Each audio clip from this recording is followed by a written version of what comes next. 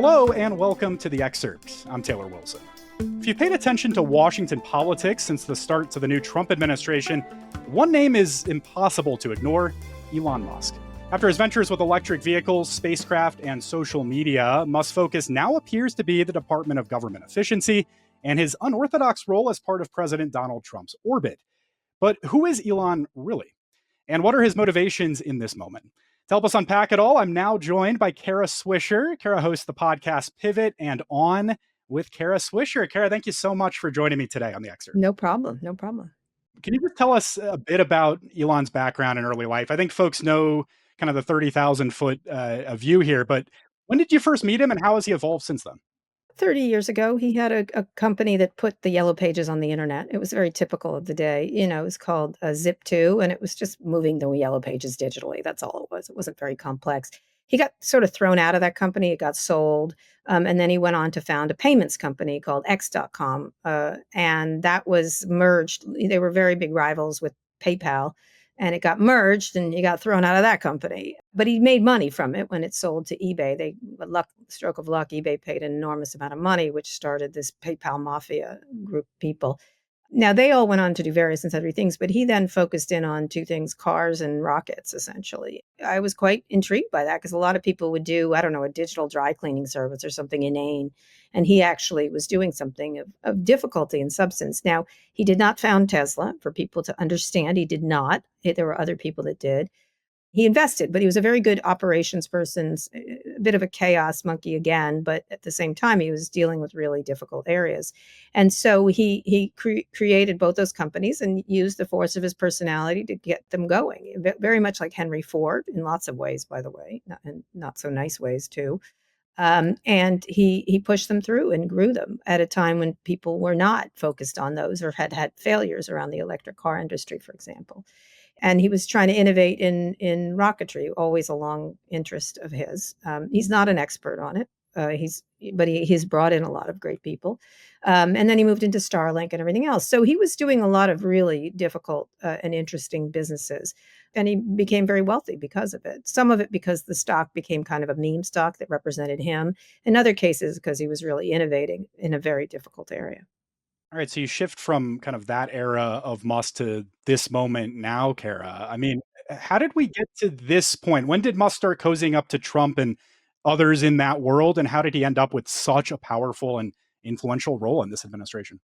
Well, Donald Trump likes money, and he's the world's richest man. I think that's pretty much all you need to know about that. And he's useful to Trump as a heat shield and a money provider.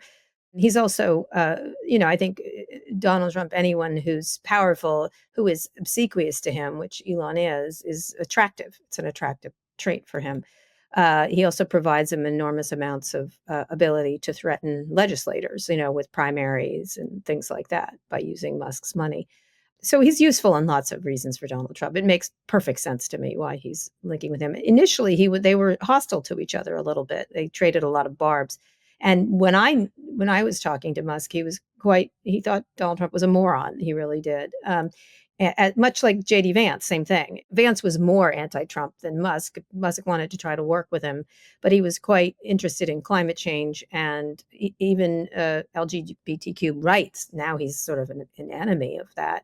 He was hoping to make change because I think he does, from like a lot of people, that the deficit is too high. The government's run inefficiently. These are not controversial things to say. And it's not like the penny dropped out of the sky when he suddenly realized this. This has always been an ongoing issue in Washington. It's the growth of the federal government and the inefficiencies. But government's not there to be efficient, by the way. Necessarily, it's there to serve the people. And so it's a little different than running a startup. And he got more and more over COVID. He became more radicalized, I would say. He got very interested in conspiracy theories, like a lot of people during that time. The journal's written about his journey with drugs, ketamine particularly. The journal wrote a great piece about it that from what I know is completely accurate. And then he had some issues with in his own family with his daughter, who is trans, and that seemed to have radicalized him in some strange and terrible way. Heinous is the word I would use for it. And he sort of changed over that period. I would say from COVID on, there had been signs of this. There had been issues in the factories around safety. around racial issues, etc. But really, he really radicalized during the COVID period of time about the government, particularly. Well, as you say, business and politics, I mean, these are two different things and they often get conflated now in this era. But can we look to this business career, this part of Musk's life, and how he's run his companies, Kara, for clues on how he's now approaching Doge in this moment? Yeah, I think, his companies have had series of issues, right? But what he does is he's very risk tolerant. He'll blow up 90 rockets to get to the one that works. Now, not everybody can do that. NASA can't do that. NASA can't blow up one rocket, right? At all, or else they're in big trouble.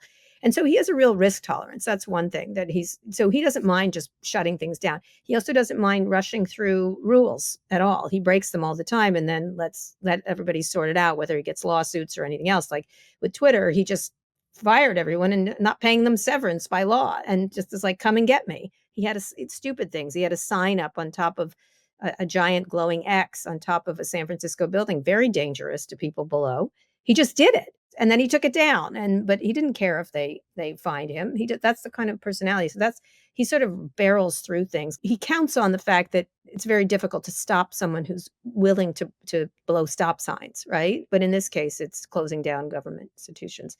He also has a real, again, a risk tolerance is enormous for him, and a lack of empathy towards anybody. That's another thing that's very well known about him. Also, extreme sensitivity to criticism. You see him reacting to anybody, like even SNL, which of course they're going to make fun of him and his ridiculous chainsaw behavior. That's just, come on, give me a break. And he's angry about it. He got very mad at the Biden administration for not inviting him to an EV summit. I thought that was an error on the Biden administration's part, but I heard about it for months. And recently someone said he's still talking about that EV summit. He's still angry that he wasn't invited to it. And so he's very much into revenge, I guess. I don't know, or grudges, the grudge. He's a grudgy kind of person. And so all kinds of things. And then he gets ideas from people that aren't factual and he sort of incorporates them. And then if he makes a mistake, he like goes, oh, I made a mistake, even if it's a critical mistake. That's what he does. It's very typical. But what he's aiming at is cutting, destroying parts of the government, I would say, eliminating them completely. What I'm hearing, Karen, correct me if I'm wrong. It seems like Musk seems to move from one thing to the next pretty quickly. He We've does. seen that throughout his career. Does that mean he'll simply get bored of Doge at some point? No. And what would that mean for the American people? No, I don't think so. He has this sort of life where he jumps from one thing to the next and is constantly bored and constantly in need of excitement in some way, or however that may manifest itself. And so he finds this to be a great challenge, and that's why Tesla's suffering very badly. Sales are down by a lot. They haven't innovated, and this is a very fair thing to say. They haven't innovated their lineup in a long time. That's why everybody else is catching up, not just because people don't want to buy his cars because they don't like him. It's not, the car experience has not improved, and that's, product is critically important, really good product. And so he's bored with Tesla, so that's why that hasn't happened, and the people there aren't empowered enough to do their own thing, obviously.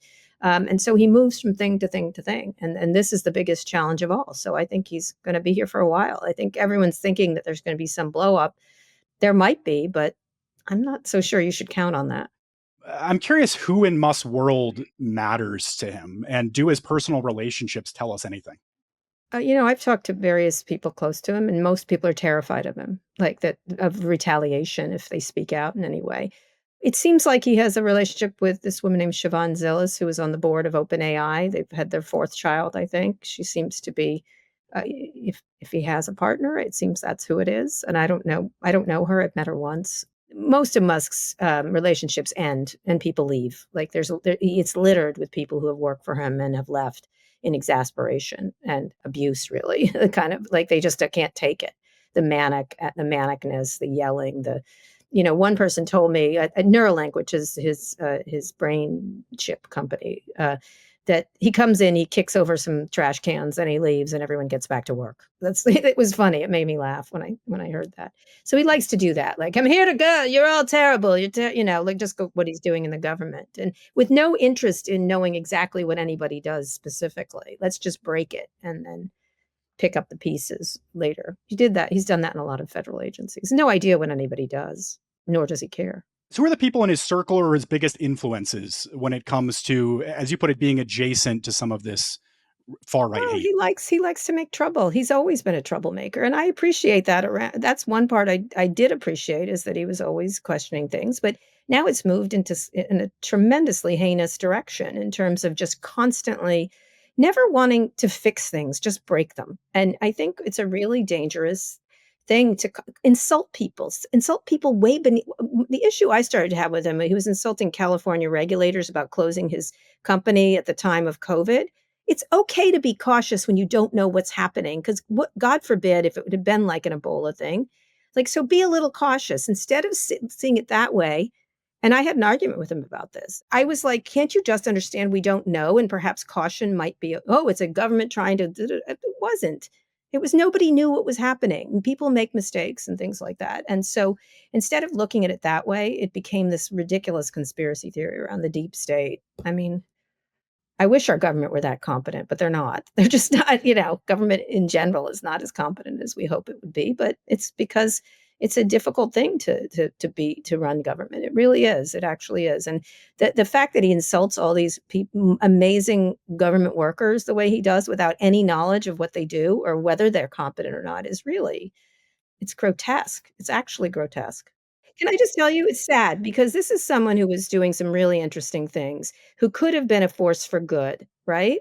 Could have been a real force for bringing people together and doing great things. I believe in going to Mars. I believe in the space travel thing. I believe we should be a multi-planetary species. He's right. We're in great risk. But where has he been on climate change now that he's thrown in with this gang?